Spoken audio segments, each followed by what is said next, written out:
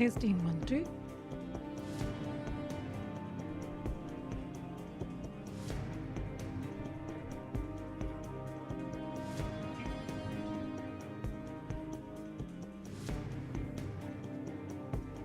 Need to turn that music down a little bit more.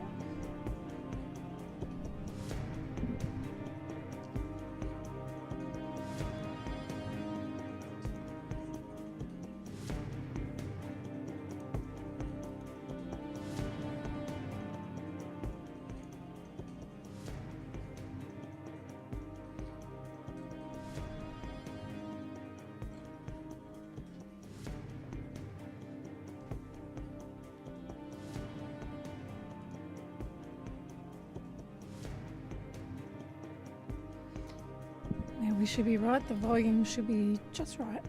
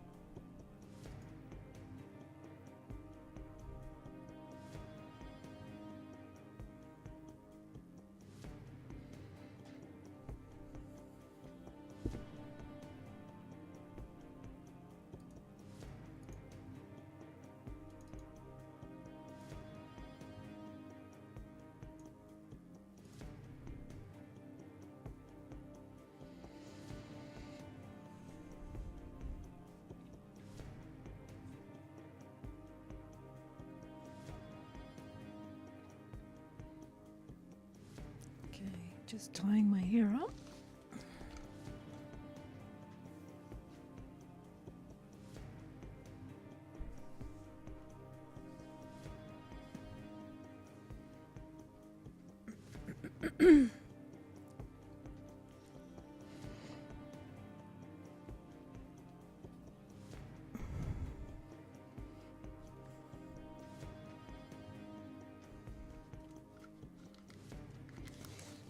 Yeah, I'm just winging it today.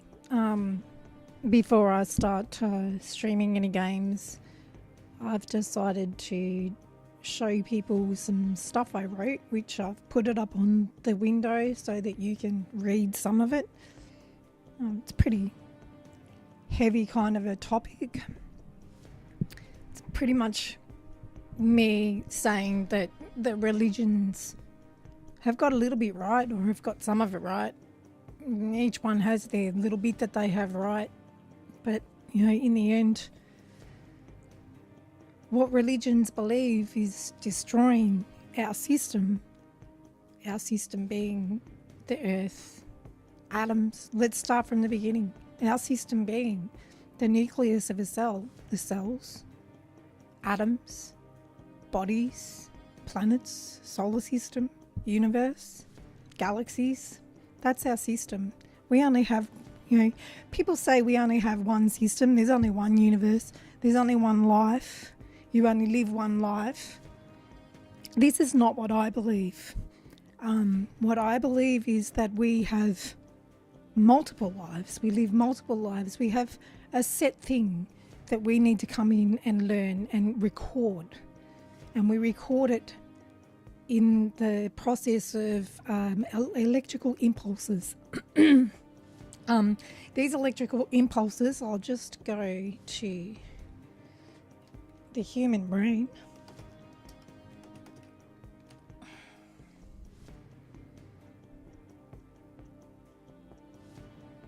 Here we go. Have a look at this for a picture. This is basically showing you how the brain works by electrical impulse. And that what you're seeing there is the blood flow around the brain.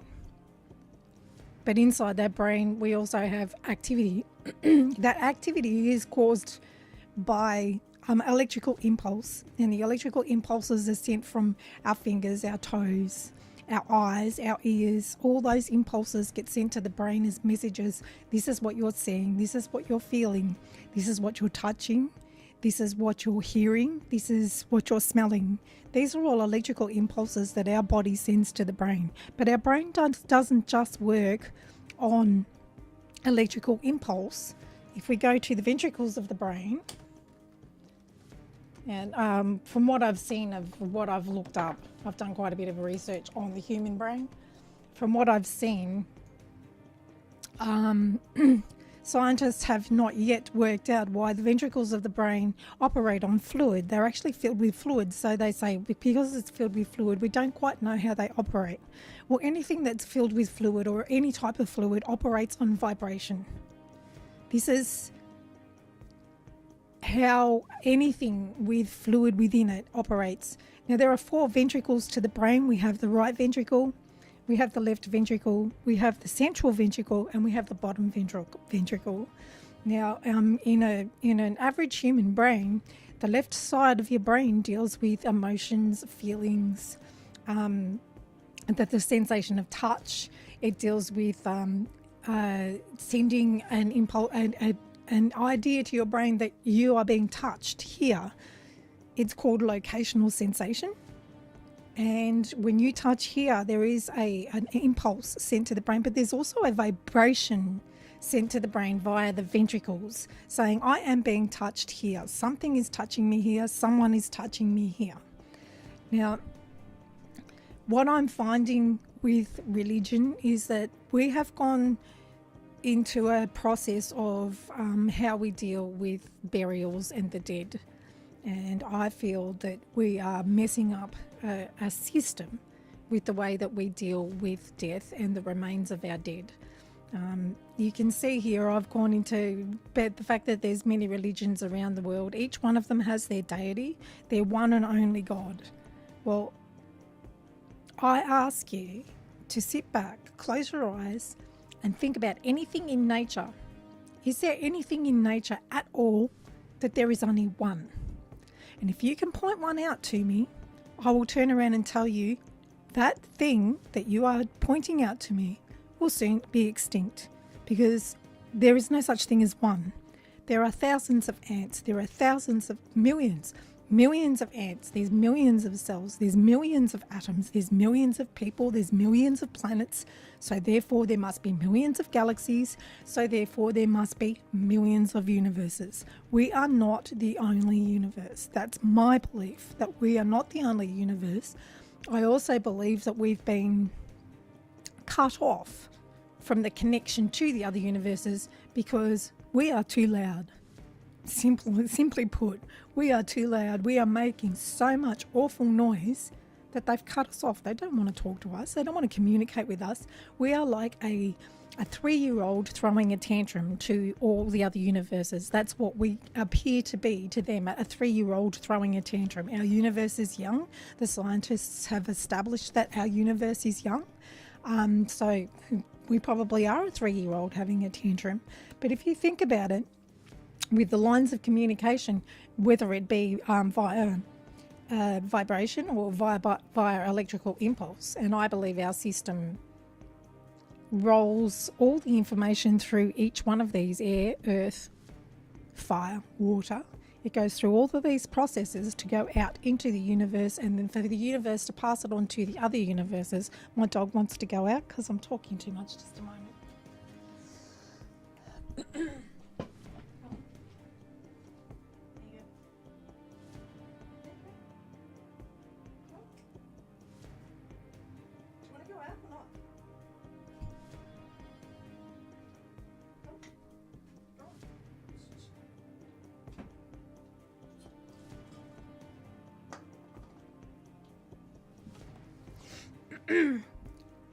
And I have a tendency to go off the beaten track, but um, the thing that science has established is that every breed, every race, every type of animal, insect, fish, bird, you name it, it has its place in the natural order of things. There's one, like you've got maggots. They actually break down a dead body that's on the top of the earth. So they break it down and they turn it into food for the earth. That's its purpose. That's why it is here. And we live in a conglomerate of natural orders of the things that we are here for. And the one breed or the one race or the one species that doesn't seem to understand why they're here is the human being. What are we supposed to be doing here? How do we contribute to the natural order? It's certainly not by building massive buildings. It's certainly not by cementing in reinforcements for riverbanks. This is not our purpose. This is not why we are meant to be here. There has to be a better reason, because all these things do not contribute to natural order. In fact, they are destroying natural order. The fact that we package things, process things, put things into plastic bags and then throw the plastic bags away so that they become part of the river systems, the ocean, they're killing things in the ocean. So when you think about it, like, is that why we're supposed to be here? Are we here to destroy it all? Because that's what we are doing. And we're not just destroying this planet with our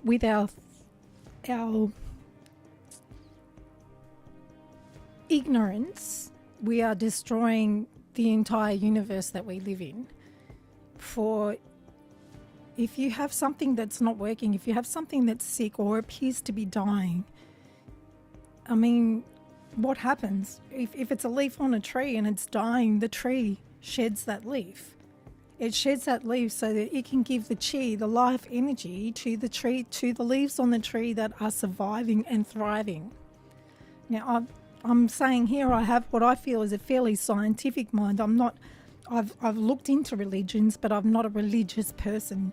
My religion, I believe, would be nature itself and the natural order that is meant to be in place, that the humans on this planet are just throwing to the wolves, basically.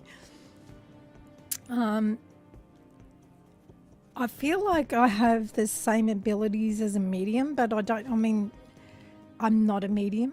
I don't actively go and in search of people that have passed on to have conversations with them.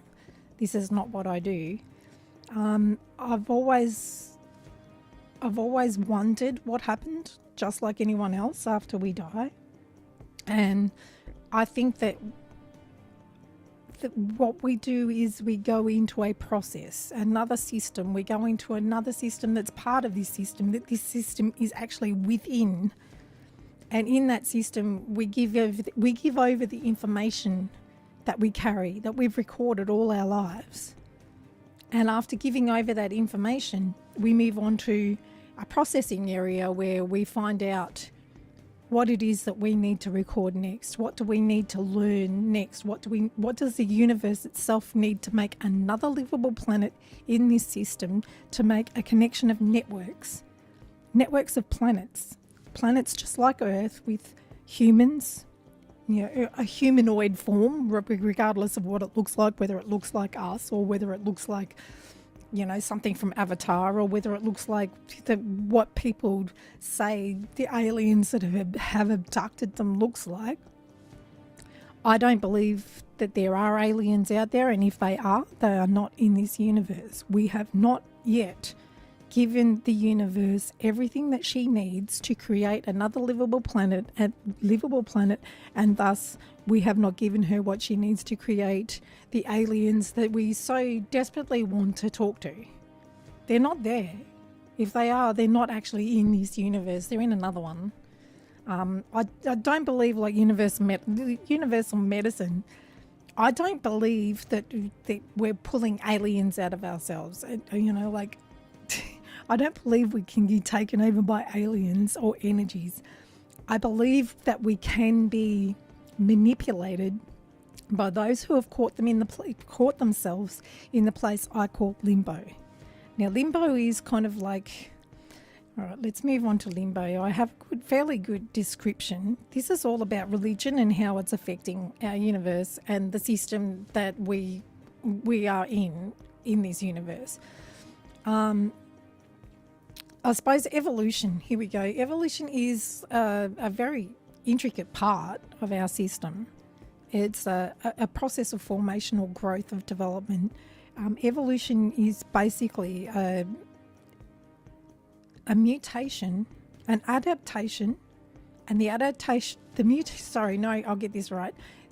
First, we have an environment that changes, and because it changes, we mutate, and we keep mutating until we've developed an adaptation to that environment. This is evolution. It is a changing of environment, an adaptation to that environment, causing a mutation, which helps us to then adapt to the new environment that we're living in, and that mutation develops over time until we are able to live within that environment and thrive within that environment. So evolution is a huge part of limbo and the system and our universal system. The whole basis behind evolution is to make it bigger and better and more adapted to the surroundings. That's how nature works. If it's not working, she adapts it. If she adapts it, she has to mutate it. If she has to mutate it, then we grow wings or we grow gills because we're in and out of the water. Eventually, as evolution dictates, if someone spends a lot of time in the water, eventually they're going to develop a way of being able to hold their breath longer underwater. The longer they hold their breath underwater, the more possible it is that you're going to get a mutation eventually of a human being that can spend more and more time in the water. Thus, it will mutate eventually. I mean, I'm talking thousands of years here, not just, over 10 years' time someone's going to grow gills. I'm talking about thousands of years of adaptation and mutation because this particular group of humans spends more time in the water than they do out of the water. So the way we're telling nature, this is what we want to do. We want to live within the water. So nature will adapt that. It'll take thousands of years, but she will mutate it and she will adapt it until we are able to do that. We have a program that we install before birth. This is my belief. We have a program, and that program is something that has been handed down to us by a universe that has a particular program that she needs to adhere to, a particular program that she is running in a cycle over and over again, like a loop in a macro. This is what's going on. Now, we have a prime directive. That prime directive is basically the information that the universe needs from us from this lifetime. We're born and we live our life with that prime directive embedded in our subconscious brain, and we will keep on getting pointed in that direction by the things that happen around us. If we fight it, if we go in a different direction, it's going to cause a lot of confusion, and the confusion can be dealt with in so many different ways. It can be called a mental illness, it can become a drug addiction, it can become absolutely anything that we use to try and deal with the things that are not happening in our life. I mean, I must be such a loser because nothing seems to be happening. It's because follow your dreams. Your dreams are basically trying to tell you the universe needs you to go in this direction, and the reason it needs you to go in this direction is because this is the information you chose to record for her before you were born. I've thought about what the programming area looks like, and the vision that I got of the programming area was all these little babies with inside of bubbles, the rainbow bubbles, and inside these rainbow bubbles with these babies was what looked like a screen going across in front of them, pretty much like your iPad. You just swipe it across, and go, okay, I have my prime directive, and to reach my prime directive, or to record my prime directive, I need to be doing these things in my lifetime. So I'm going to go, I want to be a footballer, because being a footballer is going to direct me in the right direction for me to record what it is the universe needs to know. Then maybe she needs to know something about the new movements, new levels of fitness. There's so many things that you could learn just by being a footballer. You can ask any footballer, what are you learning in your lifetime? And you would be surprised at all the different answers that would come out from the footballers that you ask. That's just an example. You've got scientists, you've got doctors, you've got footballers, you've got tennis players. All of these people are recording a certain prime directive for the universe, and when their time comes and they pass on, if they deal with their remains in the right way, then this information will reach the universe. Now we'll go into what limbo, that's for another time. The programming area, I've just run over that quickly. What the programming area is. The programming area is where you choose your mother, your father, your sister, your brother, your prime directives, your sub-directives that are all linked to that prime directive. You may have more than one prime directive in your lifetime, and you need to be, which is someone who's probably studying 3 different things at once, or 3 different things in an entire lifetime. They've studied this, and then they've changed and studied that, and then they've changed and studied something else throughout their lifetime. That's someone who's chosen more than one prime directive, or has discovered that those 3 things link up to their prime directive, what it is that they're supposed to be recording for the universe in this lifetime. Limbo. Now, complicated place. Probably the most complicated place of the entire system, because it's not actually a place. It's the air that we breathe, it's the water that we swim in, it's the space around us, it's the space within us, it's the space everywhere. This is limbo, and each one of them is connected to make one entire limbo. We go there when we die, we pass, our energy goes there, and it waits for our body to be processed. And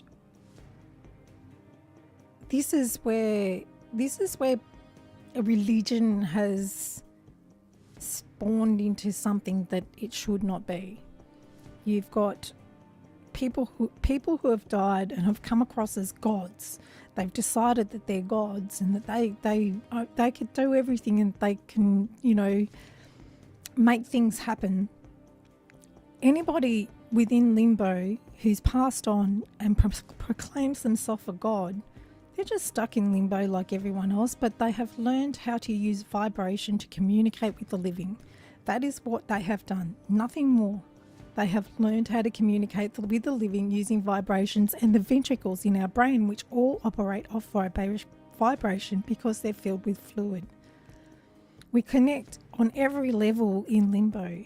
In limbo, we can talk to the atoms, the nucleus of the atoms. We can talk to the cells. We can talk to our bodies. We can talk to our heart, our liver, our lungs, our brain. This is the place where communication happens. It's the space between the universes, the millions of universes that are out there, and all this space is a huge conglomerate of vibrations and electrical impulses. So space and air connect. At some point, it connects, just like air and water connects. Water has air within it, and that's where the connection is. Earth has air within it. That's where the connection is. Water, earth, air, they all connect. The fire, it needs air to burn. It all connects. This is all limbo. And whether you're alive, if you're alive, you're in limbo. If you're dead, you're in limbo. If you're passing through the programming area, you are in limbo. Limbo is everything. It's not a god. It's not like the all-seeing, all-knowing God. It is everything.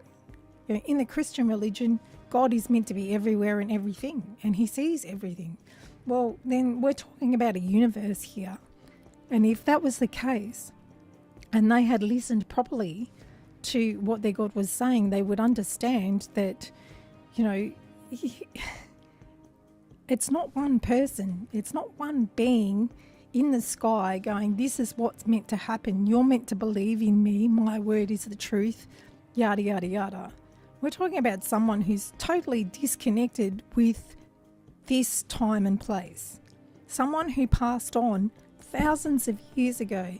Therefore, their mentality, their state of being, their state of spirituality, and the fact that they're stuck in limbo says that they don't know what the hell's going on. They can't keep up with the times. They can't evolve with the times because they haven't come back and lived. This is someone who's had themselves buried somewhere where they've never been found. This is why we have an ongoing fascination with God, regardless of whose God it is, whether it's a Muslim God, a Christian God, a Buddhist God. There's so many religions out there. Even this universal medicine, and Scientology. I've had a look at each one of those, and there's snippets of what sounds like the truth, just covered in fallacy. Like sublime programming. Is it Sublime Supreme? What is it called? What did they call it when Mary was bloody made pregnant by God? Immaculate programming. Immaculate programming is what the universe does. And yet in Scientology, you have people outside the womb just blasting it with recordings of this and that and talking and all this stuff that's getting,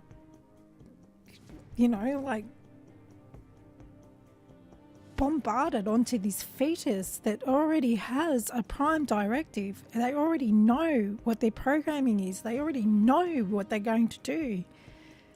It's changing that immaculate programming to suit themselves. To me, that's child abuse, to be bombarding a poor fetus with all this information and all these things that are supposed to be pointing that child or that fetus, when it becomes a child, in the right direction. Well, I'm sorry, you're doing the wrong thing there, because that child already has an immaculate programming within itself and already knows what it has to do. So when that child becomes born, it's going to be one hell of a confused child, because it has its prime directive that its subconscious brain is driving it towards, and then it has a prime directive that's been overwritten. They're trying to overwrite the programming that we have naturally been given. Limbo is like a collective memory. It collects everything that we have recorded since the day of reckoning, basically the day when the Big Bang happened, and all of a sudden these cells mutated and became a human being.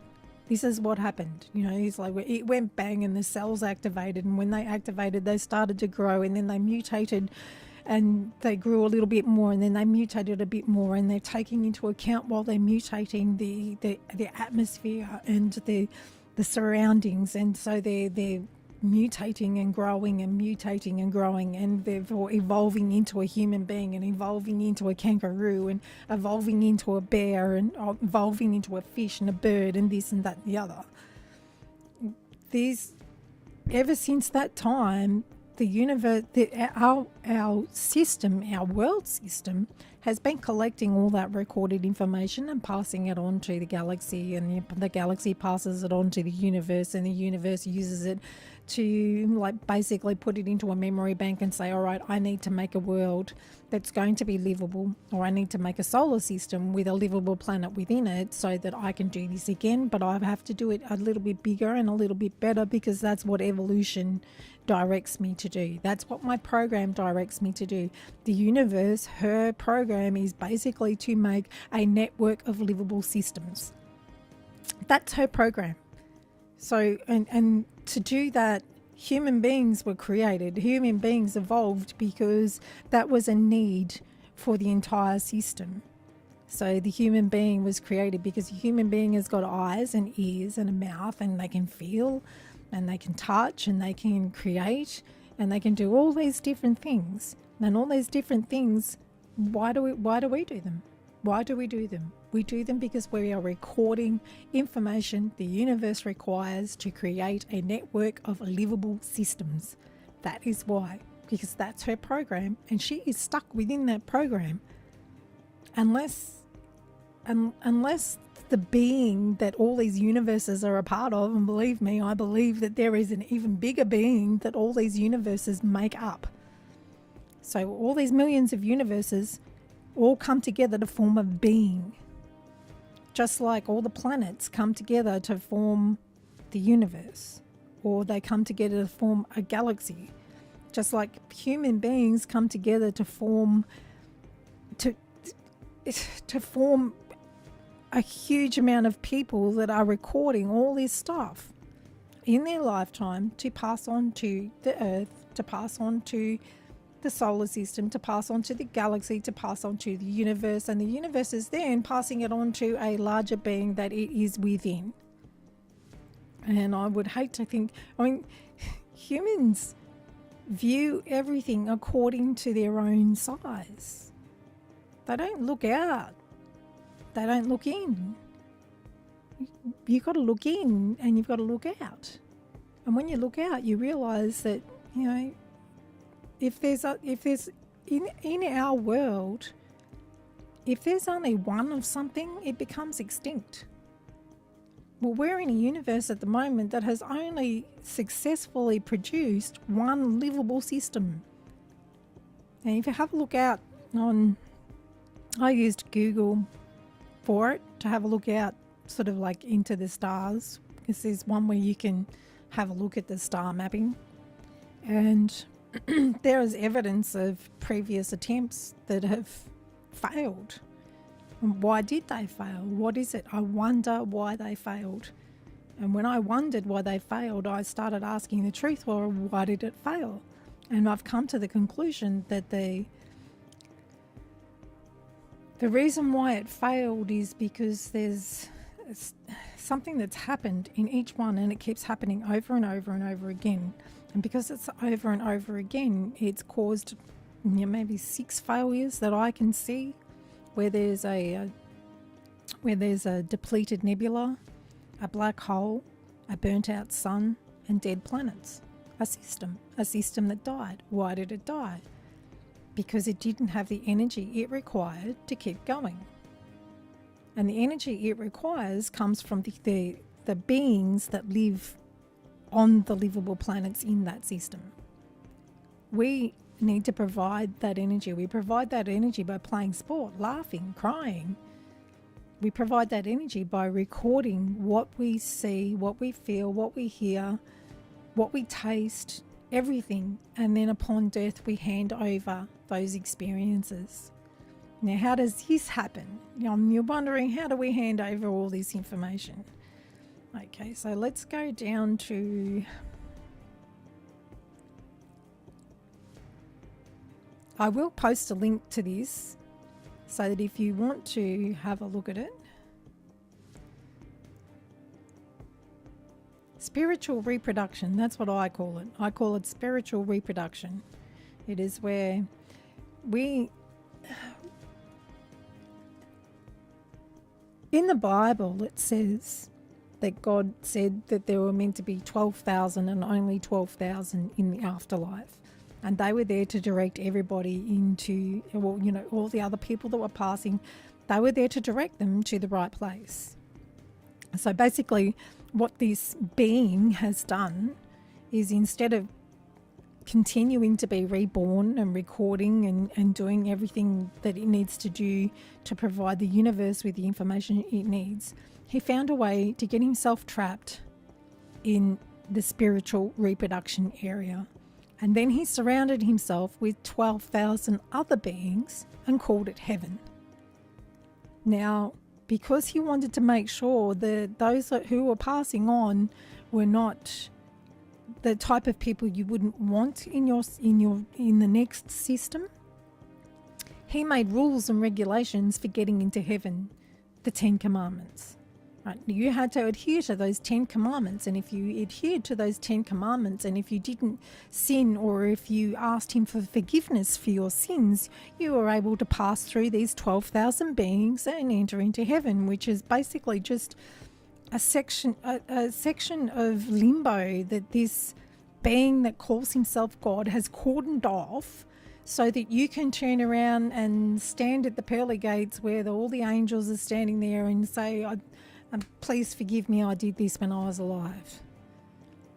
But as I was living, I was trying to stick to the 10 Commandments that you put down, and I've done, I think, a pretty good job. So can I get into heaven, God?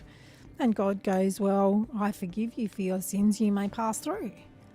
So you walk through, and what you do is you're just walking into another part of limbo that is only cordoned off by the presence and the energy of 12,000 beings.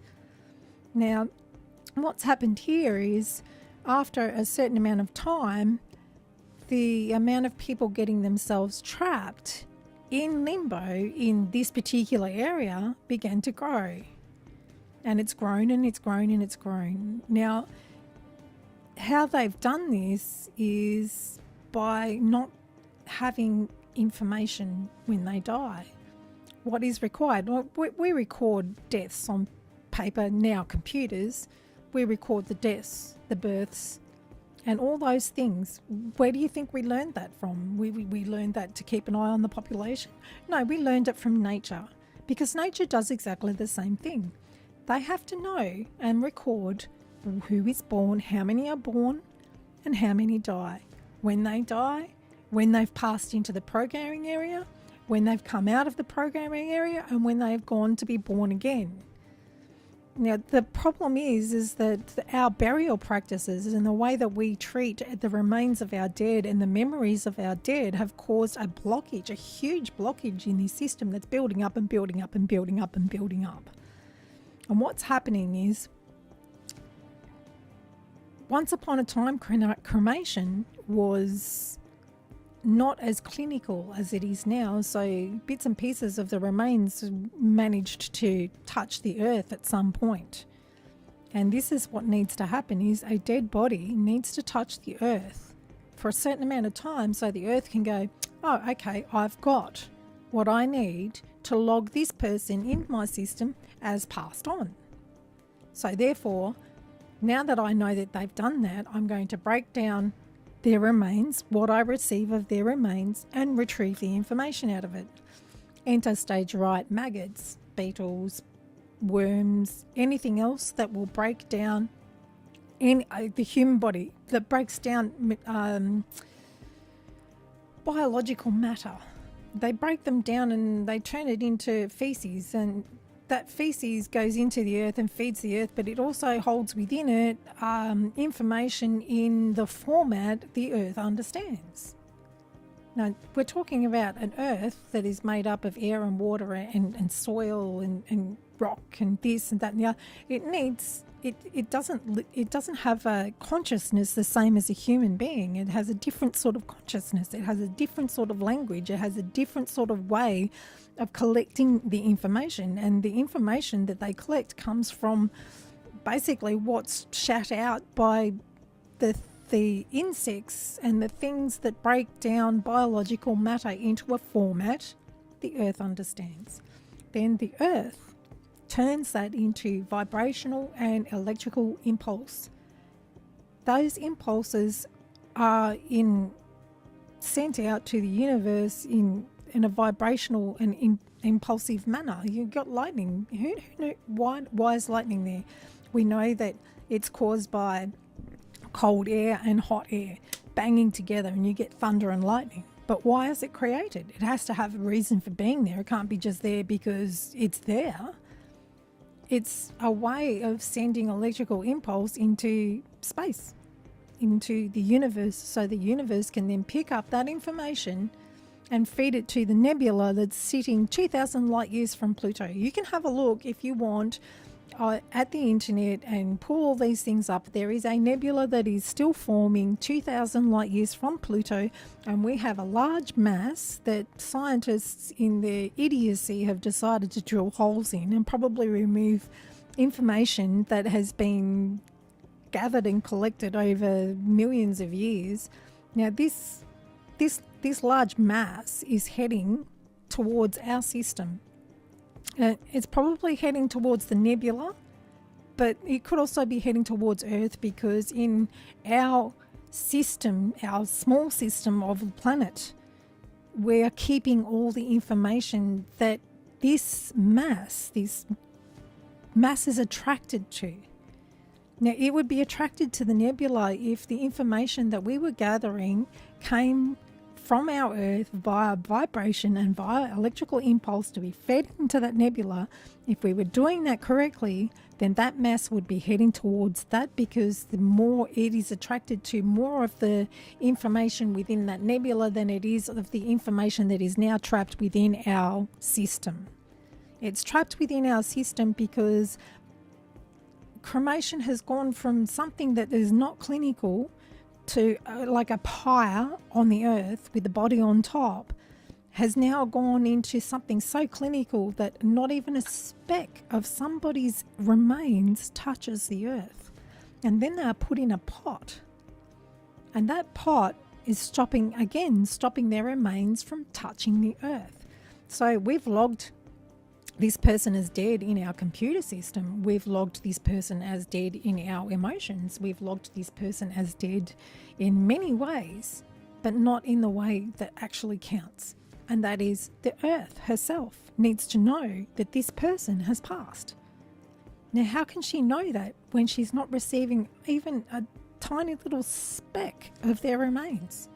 So you've got a system that's going, okay, I've got this being here. This being is here, but I have nothing to say why they're here. I have nothing to say they're dead. I've got no information. They burned all the information. Although, you're talking about the earth here, so it doesn't know why it doesn't have the information. I'm being that voice.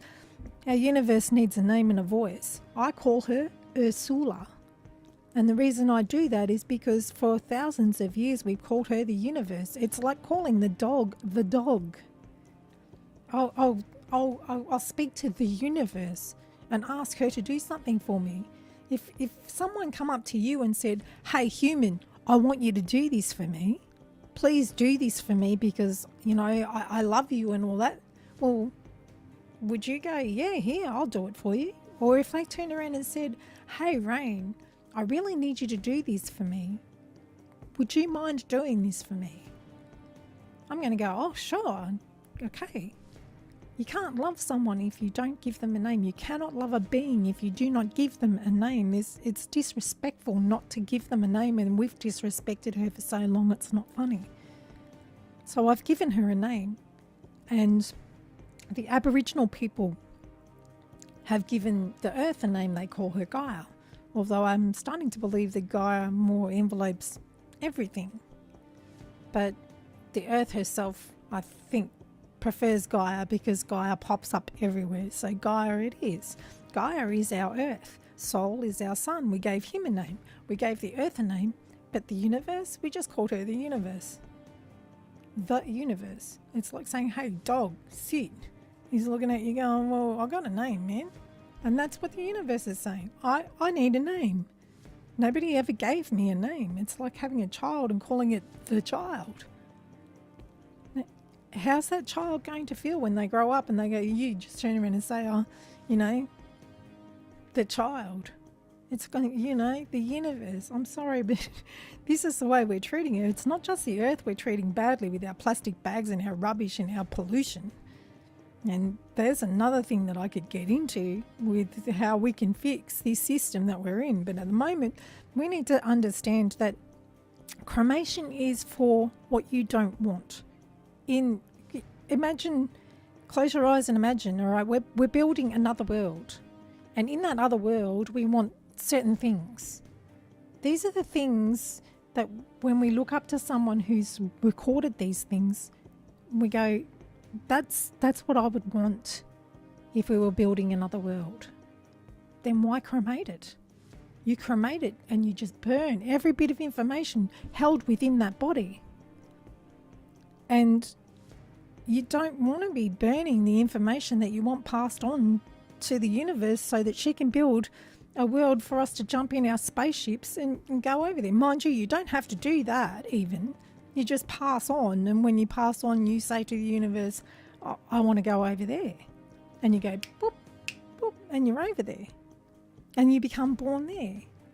But you can't do it until you die. And you can't die right now. I mean, you can die, but you're only going to go into limbo, and you're either going to get your information and get your prime directive and be born and start again, or you're going to cremate yourself, get put in a pot, and get stuck in limbo until that pot breaks open, until the vessel that you're buried in breaks open, and finally you're free. And when you're free, you go to the programming area. Whether you like it or not, you go to the programming area and you become born again. Now, if you had a certain amount of information that you were meant to collect and you've burnt it, then you're going to go back and you're going to live a similar life again because you burned the information. So you have to go back and do it again.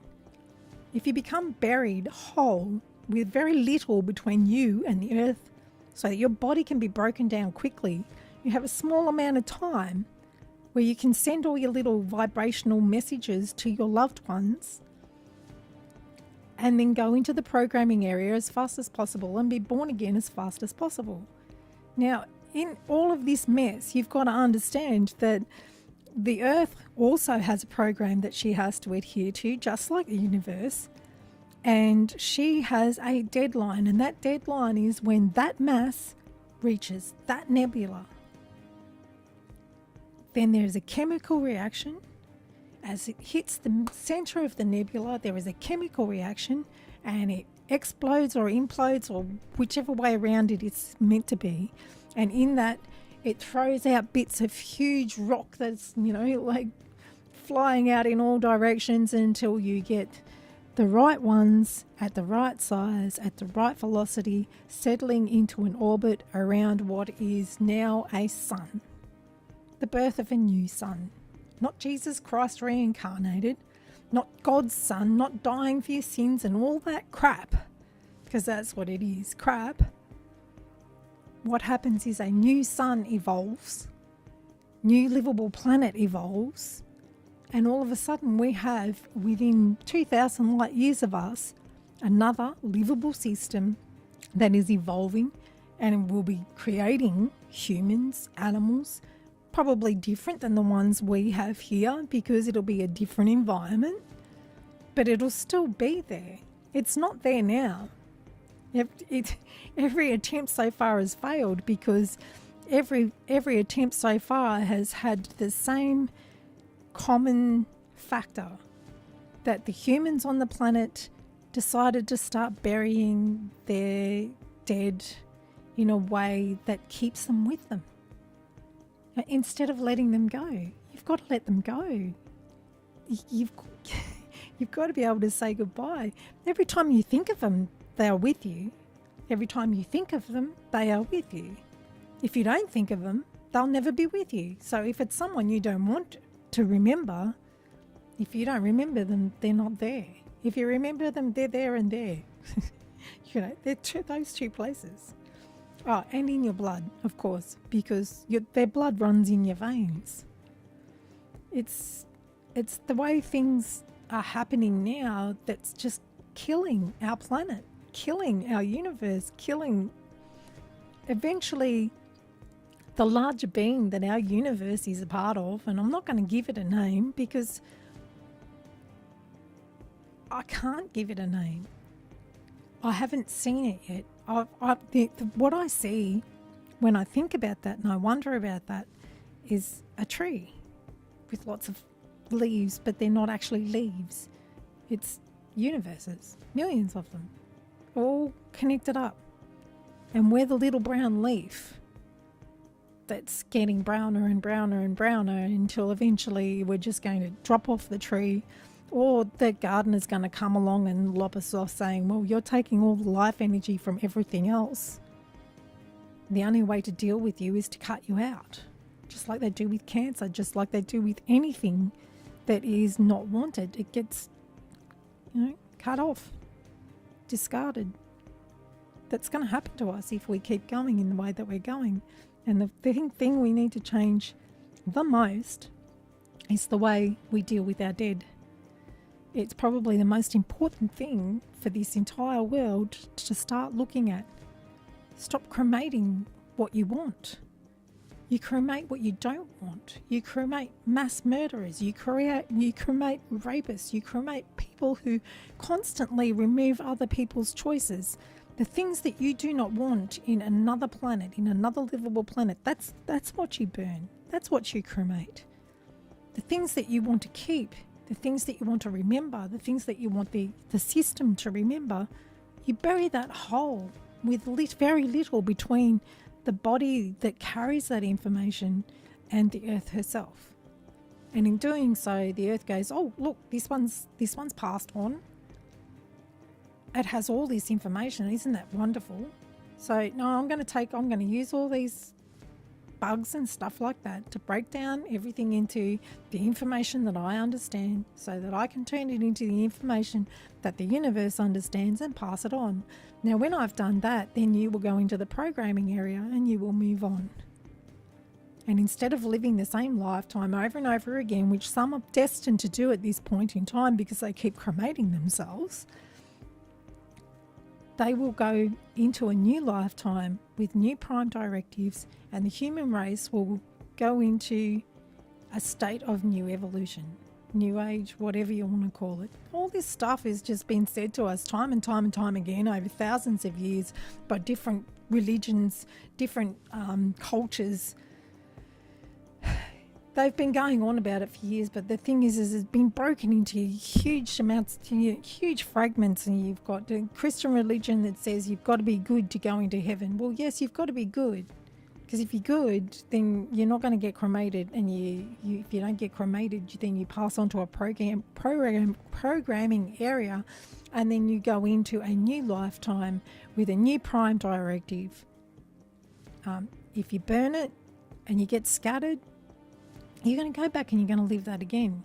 Not as the same person, as a different person in a different body.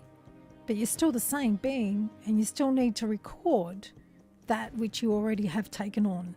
So you have to go back and live that life again, because you burnt the information. Burning the information is the biggest problem that we face, is the amount of information that actually gets burned or placed in a crypt, a stone crypt, or placed in a pyramid, where the body itself, and this is where it all started. It all started with the Egyptians who mummified their bodies. Their bodies never touched the earth. Their bodies were cremated in a different way. They were dehydrated and then wrapped. And then once they were wrapped, they were placed in stone, in a sarcophagus, and then in stone. So all this information that they had, it's going to be, if you can imagine, if you pull these things out of the ground and open it up and allow some of their body to touch the earth, so the earth can go, you've been hanging around for thousands of years now, and I've finally got something that says you're dead. Can you imagine them going back into this system? Thousands of years behind evolution. Their information is out of date by thousands of years. So they're going to have to go back into the programming area and pretty much be like, do the same as what you would do with a computer if you were changing the operating system. You'd have to flush everything, then you'd have to format it, and then you'd have to put the information in. This is what they have to do when they finally come across beings that have been trapped in limbo for thousands of years, the ancients, whatever you want to call them. They appear throughout every religion. Some of them see them as devils and demons. Some of them see them as gods. Some of them see them just as, you know, the Lokis and they're not gods. They're people just like us. The problem is they've been trapped for longer than us. And yet, you know, we still adhere, some people still adhere to completely outdated by thousands of years Prime Directive. This is all the shit we need to change. We need also, to save this planet, we need to start opening up our waterways. I mean, this one's pretty full on. We've got cities in Australia. We've got cities on every major waterway leading inland. There's Brisbane on the Brisbane River. You've got Darwin on the Darwin River. You've got, you know, Margaret River on the Margaret River. You've got Melbourne on the Yarra River. I don't know what's on the Murray. I'd have to have a look at what is at the mouth of the Murray River. But all these things, all these cities built on these waterways is stopping the water from reaching inland and giving the land the hydration that it needs. Now, if you have a look at Aboriginal Dreamtime stories, they will tell you that once upon a time Australia was green and verdant. In the middle, everywhere, there was very little desert. There was some desert, but most of it was green and lush and full of food, fruit, you know, things that they could live on. And they used to pass between them all. They were a nomadic race that moved from one place to another as the seasons dictated. As it's becoming fire season, and a fire hasn't been through here for, you know, this long. So it must be time to move away from this area so that then when the fire goes through, we're not in the path of that fire. This area, the flooding that we're experiencing is because instead of the water going up the waterways the way it should, it's getting like a gauntlet, basically. It's pushing up against a rigid wall that is man-made. It's been placed there by man. What naturally happens is, if you have a look at Egypt, the Nile River has moved, I think it's 63 kilometres since the pyramids were built there. So 63 kilometres is how far in thousands of years a river will move.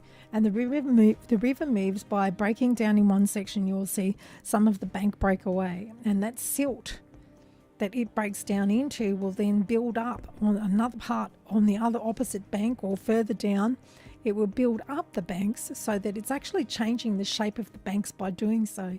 And in doing this, the pressure that's caused by the ocean floor moving is what's creating this breakdown and build up all the way up the river systems.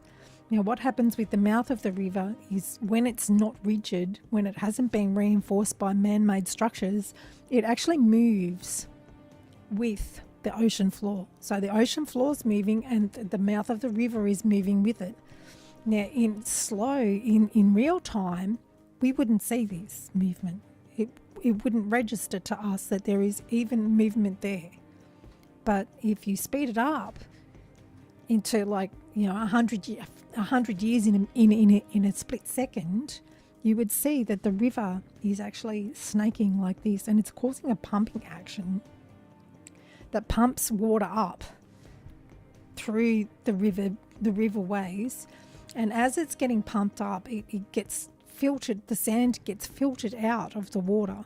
And what would actually happen is there's a big bowl in the middle of Australia. And if all these rivers were moving with the ocean floor and pumping water up, this bowl in the middle of Australia would fill up with fresh water, not salt water, fresh water. We would not be wanting for water, believe me, because it would fill up with water. There'd be little bowls of fresh water all over the middle of Australia if we removed the cities that are stopping the riverbanks from moving away from the riverbanks, especially the mouth of the river, and removed all the reinforcements that we've built up on those riverbanks so that they can hold the weight of the cities on them. Now, we are actually creating a situation where we're going to have quite a big disaster, because some of these riverbanks have been held rigid for 200 years now. And instead of them breaking away in little pieces and building up in little pieces here, there and everywhere, at some point the pressure is going to get so much that a large chunk of this riverbank is going to break away. And you've got cities on there, so you could imagine that several city blocks is going to go with that. My biggest fear at the moment is actually for Brisbane and the Brisbane River, because I saw some photos that someone had taken while they were diving, and what I saw was a small fraction of what looked like a huge crack, not in the reinforcements but in the earth itself. At some point the pressure is going to get too much, and that's going to break away, and it's going to take with it however much it needs to take with it to try and let the water in to make up for the flooding. The flooding that happens there is weakening everything as well underneath. That flooding is not supposed to be as prominent as what it is when it floods. Now, if we did this, and if we were doing this all over the world, taking the cities away from the river mouths and allowing the river mouths to move with the ocean floor, therefore pumping fresh water, what becomes eventually fresh water, into dry lands, then the ocean, the rising ocean would then begin to recede, because then the lands were soaking up the extra water that shouldn't be there. And the reason it is there is because the river mouths aren't pumping as much water up into the land as what it should be, because we've built rigid reinforcements along the banks of the rivers, because we've built rigid cities, rigid buildings, large rigid buildings along the banks of the rivers, along the mouths of the rivers, and it's stopping that river from moving. As soon as we start doing that and the water starts flowing back into the land again, then the oceans recede. The ocean recedes, and when the ocean recedes, the polar caps start to freeze up again. So all this global warming crap, all this carry on about it's getting too hot and it's the sun and it's all this, it's like, no, it's doing what it normally does, but it's struggling under the weight of human evolution, because humans are evolving totally the wrong way.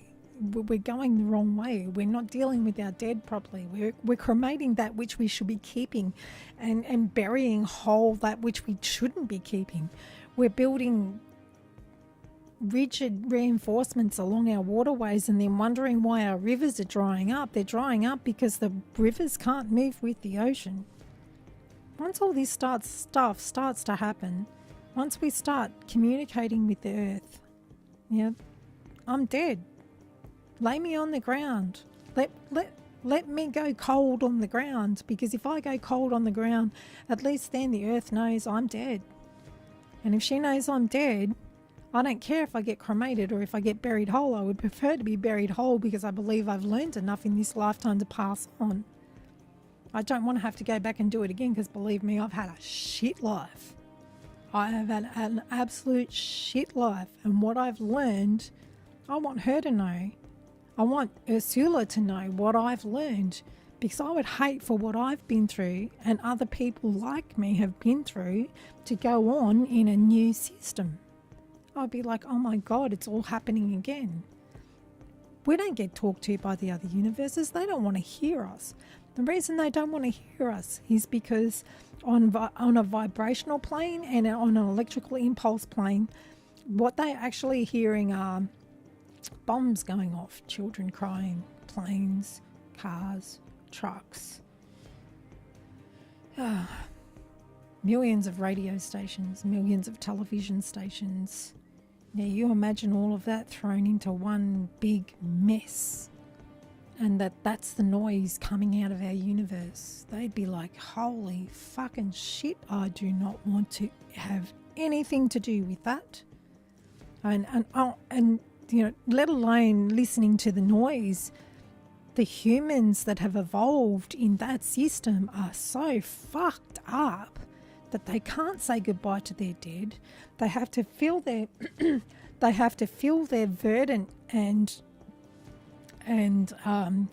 fertile ground with the remains of people, and then they put concrete headstones there to take up that place, when what they should be doing is tilling the soil and putting their food in that soil, because the most fertile soil in the world is being filled with concrete headstones. We are taking away from our earth the most abundant food source she has. We burn our own bodies. And I mean, look how many humans there are out there. We are burning the only, the food source that is the most abundant for this earth, and we burn it. Why? She needs food, she needs sustenance, and she needs hydration. So we got to stop burning our bodies unless it is, a mass murderer or something like that, something that we don't want. If we burn it, we're saying, we don't want this shit, get rid of it. But we're not. We're burying the shit we don't want. And so more are being born, because we're telling nature, this is what we want. We don't want that. We don't want this good stuff. We want this shit. We want people who are going to treat us like crap. We want people who are going to be abusive. We want people who are going to kill thousands of other people. This is what we want, because we're burying it whole. Here you go. Instead of saying, we don't want this, we're burning it, because this is our way of saying to you and showing you, nature and earth, this is our way of showing you, we don't want that shit. Get rid of it. Get rid of pedophiles. Get rid of mass murderers. Get rid of the people who remove other people's choices. Get rid of the people that are holding on to like millions and millions of dollars and not sharing it with the other people, making them equal. This is we need to get rid of this shit. What we need are people who are going to share with others. What we need are people who are going to do things to sustain the planet, sustain the solar system, sustain the universe. These are the things we should be burying whole, but we don't. We burn them. We choose to be burnt. Why? Someone who's learned a mass amount of things that could contribute to a better system being built, and yet they choose cremation, or they are cremated by their family. Why? So that you can keep them with you? I mean, why? Why go and visit a headstone in a graveyard among 100 or 1,000 other headstones, when the best way to remember someone is to go somewhere that you went together? And by thinking of them, they're there with you. Why do you have to go to a place where it's just bodily remains now? They're not there anymore. They've moved on. They're either stuck in limbo because we cremated them and put them in a pot, or they've moved into the programming area and they've chosen what they need to do next. They've been given their prime directive and they've been reborn. And in that process, and keeping in mind that we have millions, not 12,000 anymore, we have millions stuck in limbo, you've got an earth that's trying to make up for it by creating more beings. I've got this deadline I've got to keep, so I've got to create more beings. And in the meantime, you've got more and more getting stuck in limbo and less passing through the proper system. This is something we need to change.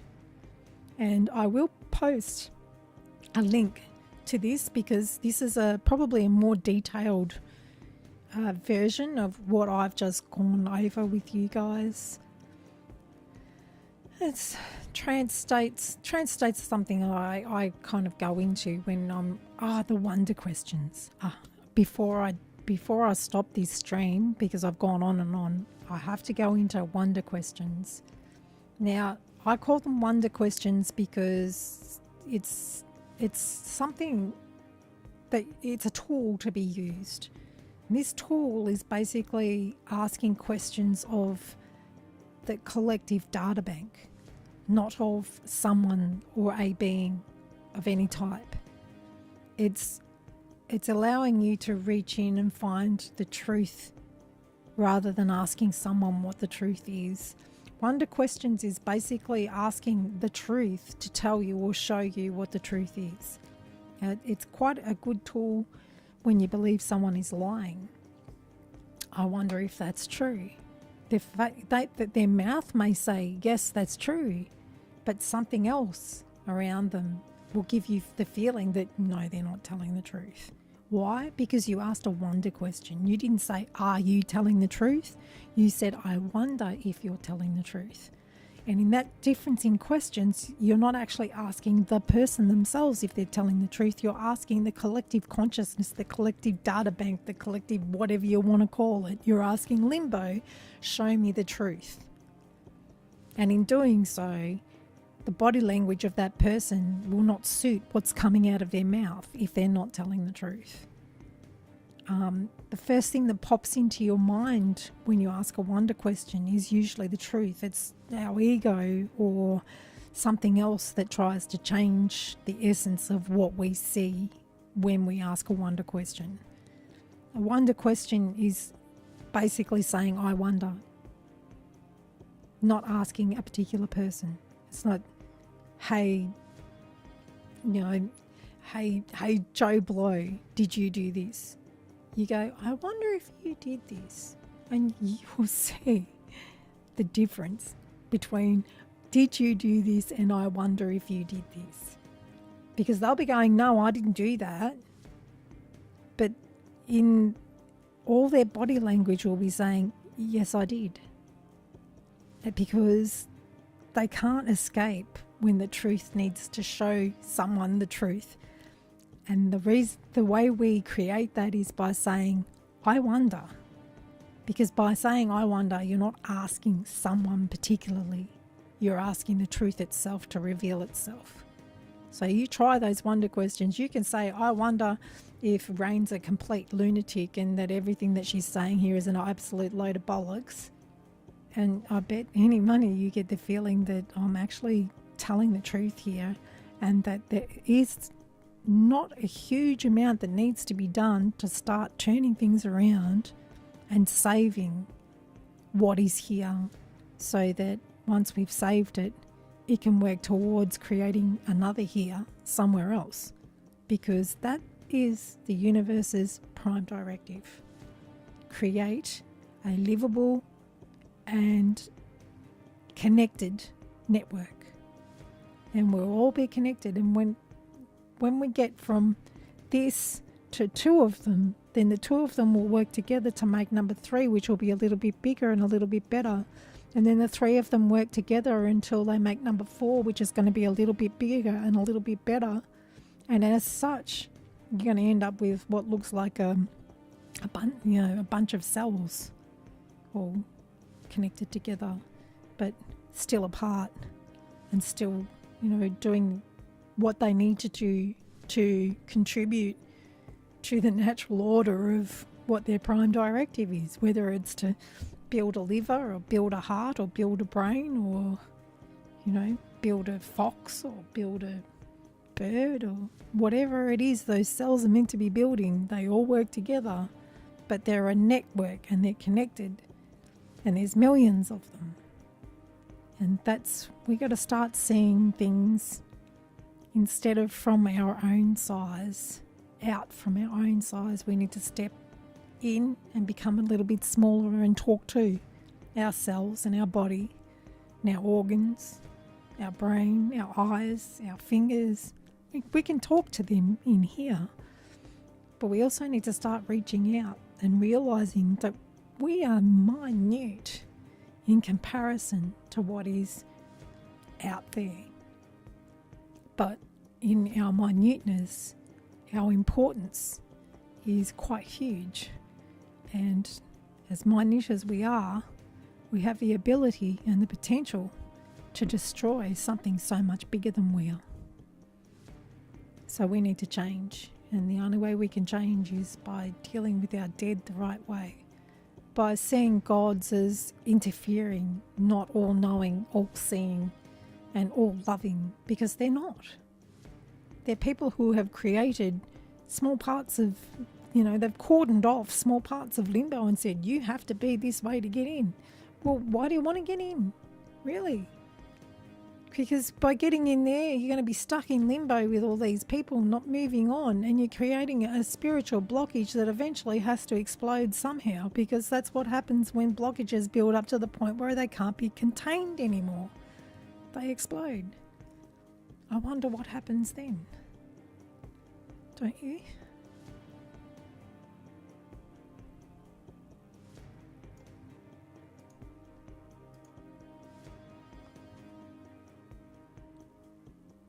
I will post the link. I'll just have to work out how to do it.